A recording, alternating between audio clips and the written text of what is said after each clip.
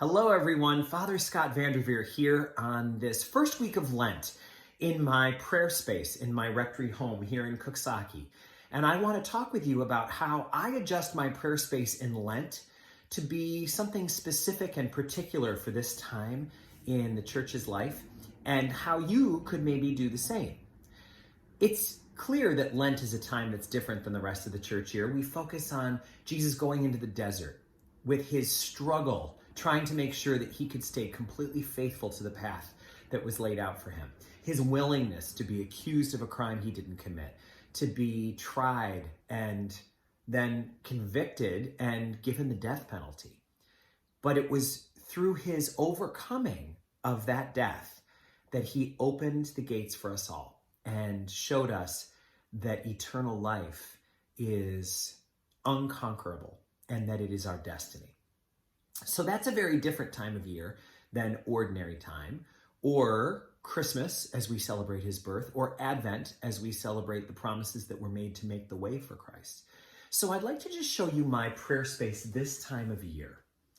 What I have is a picture of Christ, but not one that shows him as a baby or looking very happy. It's one that demonstrates the willingness he had to struggle and suffer. He's wearing the crown of thorns, and he's clearly struggling in the position that he's in. I have purple flowers on the table. I have a lit candle that's in a ceramic clay little holder, and I have 2 nails that are in the shape of a cross. I am burning incense, as I am often other times of the year as well, but it's a very specific kind of incense. And it's not important how you set up your prayer space. You could set it up in any way that makes sense for you, any way that helps you connect with God and shut out some of the normal stresses and strains of the outside world. But so often you may notice that our church buildings are decorated in a particular way this time of year to help aid our prayer. And if we align our prayer space with the church prayer space, we may find that we can get a deeper result. So I had a choice between a number of pictures of Christ that I could have used in my prayer space, and one of them might have been this one of child Jesus with his mother. It's a very tender scene. I love the way baby Jesus' face looks there, and I love the way Mary's face looks there. But in Lent, we're not focused on Jesus' time as a child.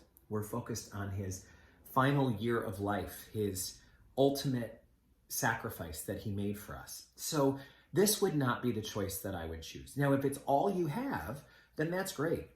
But there's a good chance that you have some picture of Christ at a time that is Lenten. It's also possible that you could go to a religious goods store or look through some of the cards that you've received recently and get a greeting card that shows Christ maybe on the cross or in the Garden of Gethsemane. And you might find that it'll be an easier connection to what you're hearing in the Gospels at church if you have an image that's that way. You'll notice that the flowers I have are purple. And one of the things I like to do for Lent as a very, very small offering is to go to the grocery store each week and buy fresh flowers for my table. And the kind of flowers that I get do matter because I don't want to compete with Easter. I don't want to get beautiful blooming flowers that are trying to show just how springy and wonderful life is. Lent comes at a really barren time of the year, this end time of winter.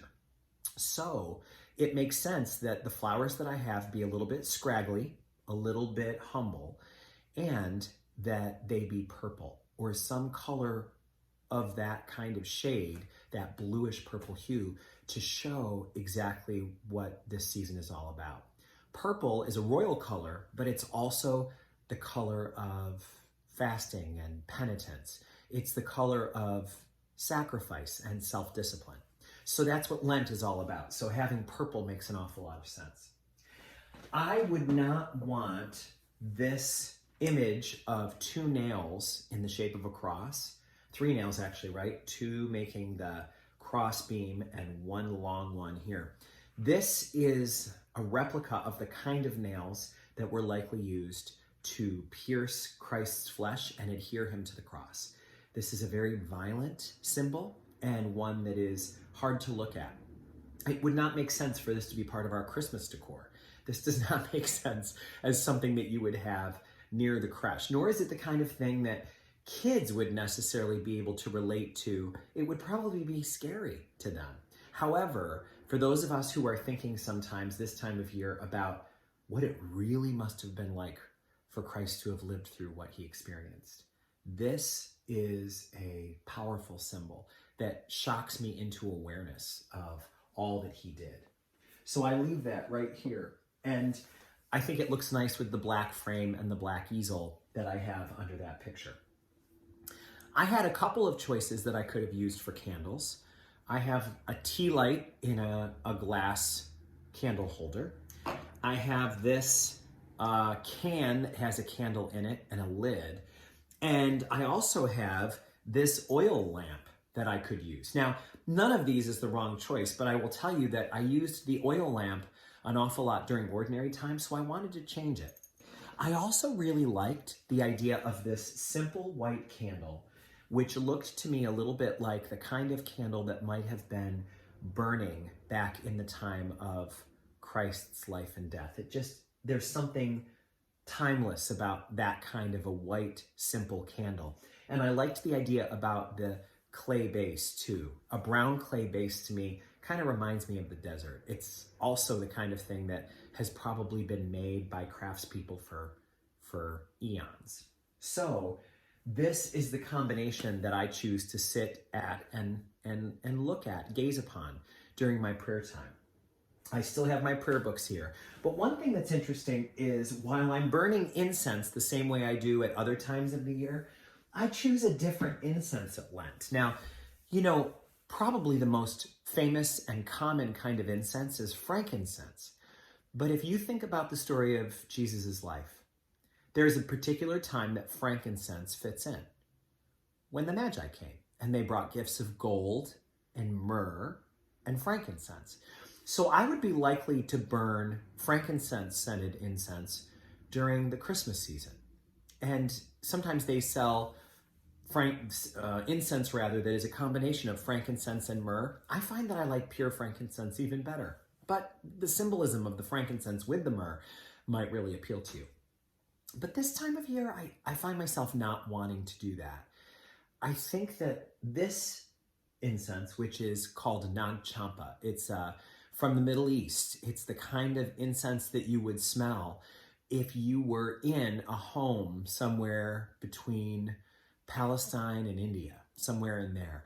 And it has that kind of real desert kind of smell. It smells like maybe blankets that have been folded and put on a cart right next to spices. It has kind of a really Eastern spicy smell. So to me, it smells like the kind of faraway, exotic smell that I associate with the desert and the Holy Land. So what if all I have is frankincense? Well, that's fine, of course. What if all I have is a picture of Jesus with his mother when he was young?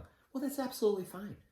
Absolutely. There's no way you can do this wrong. You could even take the picture of Jesus away and just leave the flowers and the candle. You could take away the flowers and just have a candle. You could take away it all and just have a table with a white cloth, and the emptiness could speak to you about, I'm going to make this an altar that I offer to God. I offer my prayers on this altar. The altar at our church is left empty. It's completely clear. So maybe you want to just make a clear altar. There's no way you could mess this up. The only mistake would be to ignore the opportunity that Lent is for us to grow in our faith and to have that incredible renewal that comes from using this annual 40-day retreat that the church gives us and that 1 billion of us worldwide get to participate in. This is our gift certificate to the Soul Spa, where we can treat our soul with all of the pampering it needs and help get it ready for the greatest time of the year, the greatest miracle, the greatest reality in our lives, and that's Easter. So I wish you well on your Lenten journey, and may God bless you all.